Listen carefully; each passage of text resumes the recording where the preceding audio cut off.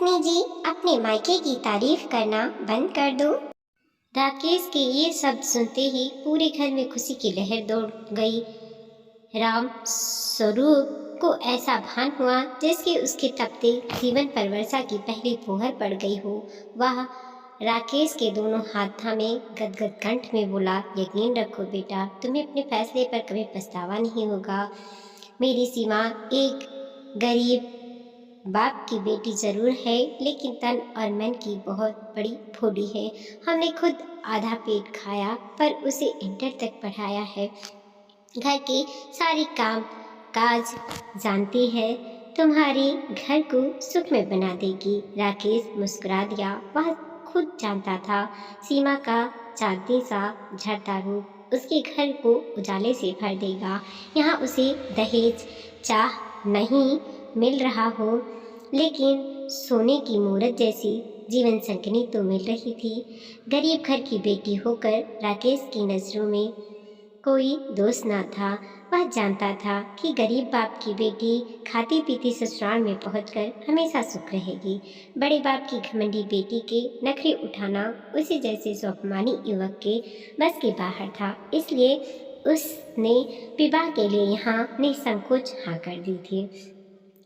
इधर विवाह तय हुआ, उधर शहनाई बज उठी। आंखों में सतरंगी सपनों का इंद्रधनुष सजाए सीमा ससुराल पहुंची। ससुराल में सास ससुर ने उसे हाथों हाथ लिया। तीनों ब्याहता नंदे भी उसे देखकर खुशी से फूली न समाई। आस पड़ोस में धूम मच गई। बहू क्या है, चांद का टुकड़ा है, लगता है कोई अप्सरा धरती पर उतर आई हूँ। सीमा के कानों तक यह प्रशंसा पहुंची तो वह इटलाते हुए बड़ी नंद से बोली, लोग ना जाने क्यों मेरे रूप की तारीफ करते हैं, कुछ भी तो खास नहीं है मुझ में। अपने परिवार में सबसे गई गुजरी हूँ। मेरी माँ तक अभी ऐसी खूबसूरत है कि हाथ लगाते मैली होती हैं। चारों बहनें ऐसी हैं जिन्हें देख लोग पलक झपकाना तक भूल जाते हैं। विस्मय से बड़ी ननद रश्मि की आंखें फैल गई। रहा ना गया तो राकेश से पूछा उसने, क्या सचमुच सीमा का मायका इंद्रलोक की परियों का अखाड़ा है? मैं समझा नहीं।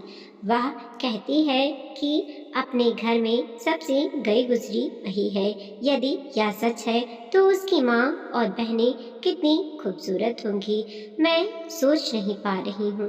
राकेश हंस दिया। अल्हड़, प्रिया की यह आदत है, उसे बड़ी भाई पागल कहीं की। उसने सोचा जानबूझकर अपने आप को तुच्छ बता रही है। ऐसा रूप क्या कदम कदम पर बिखरता मिलता है। असाधारण सुंदरता न होती तो क्या मेरे यायावर चित्त को बांध सकती थी।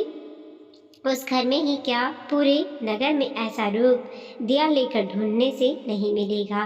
पर 2 से 4 दिन में ही राकेश समझ गया कि जिसे वह नवेली प्रिया की अल्हड़ अदा समझ रहा था, वह उसका मायके के प्रति अतिशय मोह है। रूप ही क्या, धन वैभव किसी भी क्षेत्र में वह अपने मायके को छोटा नहीं बताना चाहती थी। लड़कियों में पिता के घर के प्रति कैसा उत्कट मोह होता है, इसे इसे 3 बहनों का भाई राकेश अच्छी तरह जानता था। परंतु इस मोह का यह मतलब तो नहीं कि रात को दिन और स्याह को सफेद घोषित कर दिया जाए। जल्द ही सीमा की बढ़ चढ़ की कहे जाने वाली बातें उसमें खीज उत्पन्न करने लगी। रिश्तेदारों की भीड़ खत्म होते ही एक दिन वह माँ के कहने से सीमा को सिनेमा दिखाने ले गया। फिल्म अच्छी थी, देखकर पैसा वसूल हो गए। लौटते समय एक रेस्टोरेंट में उसने सीमा को शीतल पेय भी पिलाया। उमंग और उत्साह से भरे वो दोनों गली में घुसे ही थे कि पड़ोस की नीता सामने पड़ गई। सजी धजी सीमा को देख उत्सुक स्वरों में पूछने लगी, कहाँ से आ रही हो भाभी? शायद सिनेमा देखने गई थी। उत्तर में स्वीकृति सूचक हाँ कहकर भी काम चलाया जा सकता था, लेकिन सीमा बीच रास्ते में ही ठहर कर कहने लगी, सलीमा देखने ही तो गए थे, लेकिन भीड़ भाड़ में मज़ा किरकिरा हो गया। हमारे मायके में तो बाबूजी नई फिल्म लगाते ही पहले आरक्षण करवा देते थे। बस ठाठ से गए और फिल्म देख आए। लाइन में लगकर भीड़ के धक्के खाने की कोई मुसीबत नहीं उठानी पड़ती थी। राकेश कोई चुपती सी बात कहने ही वाला था, पर चुप रह गया। इतना ही बोला, रास्ते में ही सारी बातें कर लोगी क्या? कुछ घर के लिए भी छोड़ दो। सीमा हंसती तो स्वर की मधुरता ने राकेश का क्रोध उतार दिया, पर यह तो रोज की बात बन चुकी थी। दूसरे दिन राकेश दफ्तर जाने की हड़बड़ी में था। वह नहाते ही चूख पुकार मचाने लगा, मेरा खाना परोस दो माँ, 9:15 बज चुके हैं। माँ ने रसोई में जाकर खाना बनाती सीमा से पूछा, दाल और सब्जी बन चुका है क्या? तवा चढ़ाकर रोटी सेक दो। अभी केवल सब्जी बनी है, सिर उठाकर सीमा ने उत्तर दिया। माँ बाहर निकलकर अपराधी स्वर में बोली, जाड़े के दिन भी कितने छोटे हैं, चाय पानी निपटता नहीं कि दफ्तर का समय हो जाता है। इस समय सिर्फ सब्जी तैयार हो पाई है, कोई बात नहीं। बाल कढ़ावाते हुए राकेश सहज भाव से बोला। माँ निश्चिंत होकर थाली लगाने चल दी। सीमा रोटी बेलते बेलते हाथ रोक कर कहने लगी, हमारे घर में तो कोई एक सब्जी से नहीं खा सकता जब तक थाली में 4 से 5 चीज़ें ना हो। खाने वाले के मुंह ही सीधे नहीं होते हैं। राकेश कब आकर माँ के पीछे खड़ा हो गया था, सीमा नहीं जान पाई थी। वह कुछ और बोलने ही जा रही थी कि किचकिचाते रूखे स्वर में राकेश ने डांट दिया, तुम्हारे पीहर में 56 व्यंजनों का थाल रहता होगा। हम गरीब आदमी एक ही सब्जी से रोटी खा लेते हैं। बातें बंद करो, रोटी सेको। सीमा संकुचाते हो उठी, चुपचाप रोटी बेलने लगी। पर शाम को दफ्तर से लौटने पर राकेश ने उसे बड़े मनोविवेक से बात करते पाया। वह माँ के सिर में तेल डालते हुए बोलती जा रही थी, मेरी यह साड़ी 250 रुपये की है। असल में बाबूजी को साधारण कपड़ा पसंद नहीं आता। घर के काम काज में भी माँ 200 से कम की साड़ी नहीं पहनती, भले ही उसमें 50 पाबंद लगे हों। जुबान को रोकते रोकते भी भीतर आते हुए राकेश के मुंह से निकल पड़ा। सीमा सुन्न रह गई। उसकी सेब जैसी आंखों से मोती डबडबा आए। माँ ने झिड़का, तू कमरे में जा, तुझसे तो कुछ नहीं कह रही है। वह बेकार में सारा दिन बेचारी को रुलाता रहता है। राकेश को भी पछतावा हुआ। सुबह तो डांट कर गया ही था, आते ही फिर से ताना दे दिया, लेकिन मन ने कहा, वह भी इतना झूठ क्यों बोलती है? उसे भी तो सोच समझकर बात करनी चाहिए। लेकिन सोच समझकर वह बात करना शायद सीमा से हो ही नहीं सकता था। हर बात में वह अपने मायके की श्रेष्ठता सिद्ध करने पर तुल जाती थी। उसकी ये बातें राकेश को जहर बुझे तीर जैसी लगती थी। उस दिन से फिर ऐसा ही मौका उपस्थित हो गया। माँ बेसन के लड्डू बना रही थी। राकेश को बेसन के लड्डू बड़े पसंद थे, इसलिए माँ अक्सर इन्हें घर पर बनाती थी। सीमा पास बैठी काम में हाथ बटा रही थी। अचानक माँ के मुंह से निकल पड़ा, क्यों बहू, लड्डुओं में घी तो कम नहीं है? तुम्हें लड्डू बांधने में दिक्कत तो नहीं हो रही है? सीमा ने माथे पर बिखर आई एक नटखट लट को पीछे झटकते हुए जवाब दिया, नहीं, घी तो ठीक है। वैसे घी खाने का भी कुछ लोगों को बेहद शौक होता है। मेरे पिताजी दाल, साग, रोटी सब में इतना घी इस्तेमाल करते हैं कि खाने के बाद थाली कटोरी में घी ही घी नजर आता है। असल में यह हर एक आदमी के बस की बात नहीं है। खाने को मिल भी जाए तो पचा कितने पाते हैं।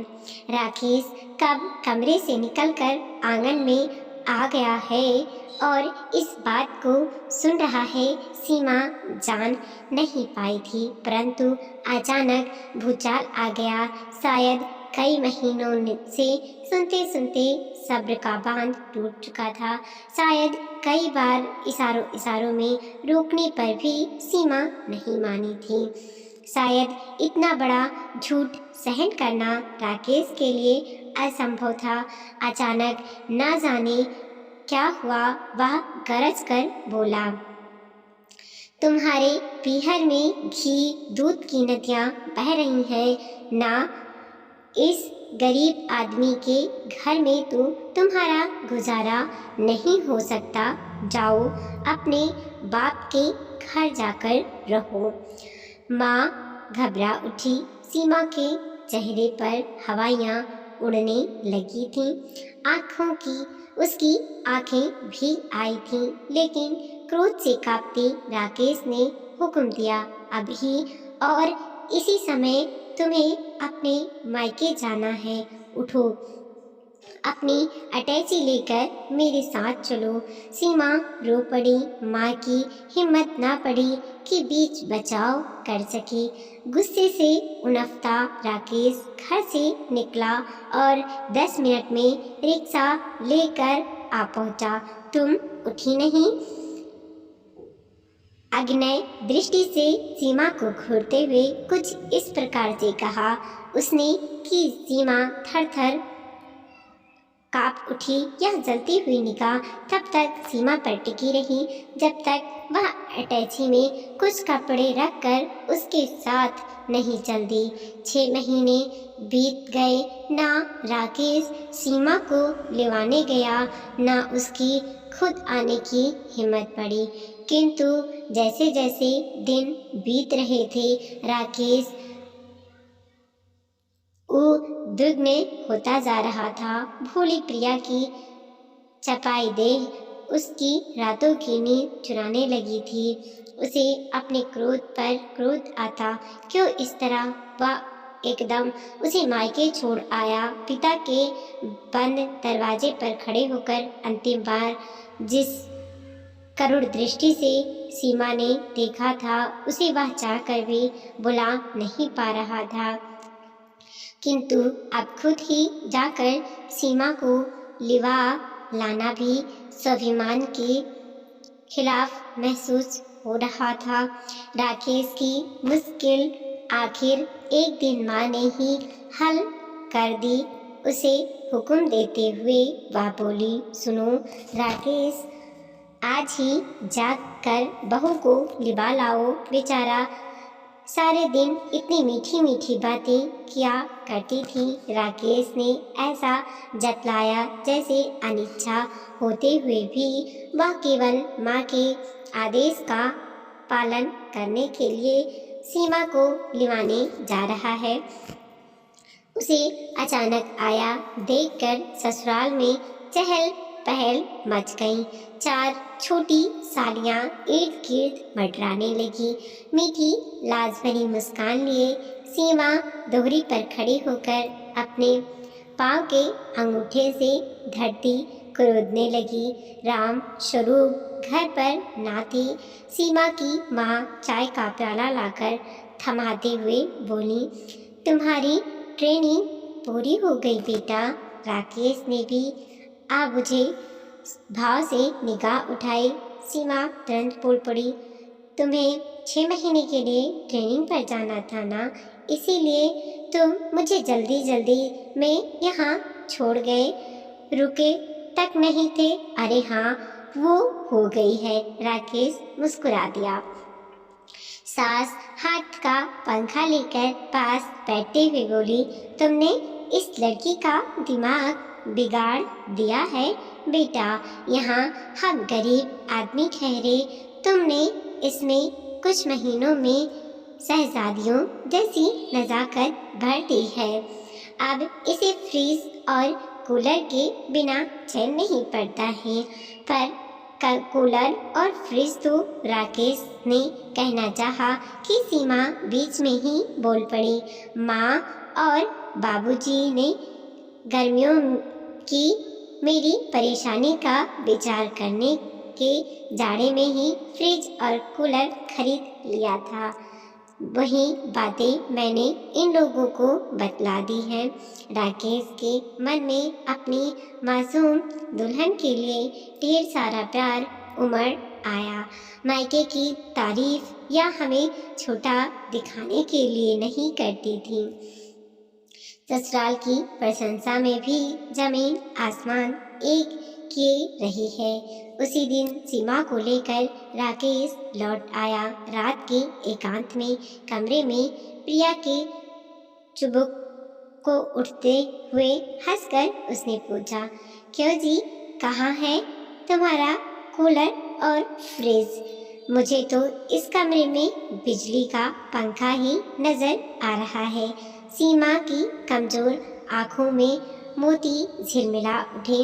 राकेश ने लाड से उसका सिर अपने कंधे से टिकाते हुए कहा, बस अब बहुत हो चुकी मायके और ससुराल की तारीफ। ठीक है, दोनों जगह की इज्जत रखना तुम्हें अच्छा लगता है, पर इतना बढ़ चढ़कर भी ना बोलो जो यदि जाहिर हो जाए तो जग हंसाई हो। सीमा की आंखों से आंसू पोंछ दिए उसने। बस रोना बंद, अब हंस दो। सीमा मुस्कुराई। उसके गालों के गड्ढों में राकेश का चित जा फंसा। सुबह सास बहू चाय की तैयारियां कर रही थी। राकेश ने माँ को कहते सुना, आज चाय के साथ कोई नाश्ता नहीं है, खाली चाय सबको कैसे दी जाए? पहले की सीमा होती तो टेप रिकॉर्डर की तरह बजने लगती हमारे यहाँ तो। पर आज वह मधुर स्वर में बोल पड़ी, रात की रोटियां बची हैं माँ, उन्हें ही महीन करके कढ़ाई में तल देती हूँ। नमक मिलाने से बढ़िया सी दाल मोटी तैयार हो जाएगी, बासी रोटियों का सदुपयोग भी हो जाएगा। राकेश गुलशन खाने में मुंह धोते हुए मुस्कुरा पड़ा। वह मन ही मन बोला, कल तक तुम चांद थी, आज निष्कलंक चांद हो। वीडियो को लाइक कीजिए, कमेंट कीजिए और अपने दोस्तों के साथ जरूर शेयर कीजिए। चैनल पे नए हैं प्लीज़ सब्सक्राइब कीजिए और देखते रहिए मोटिवेशनल स्टोरी।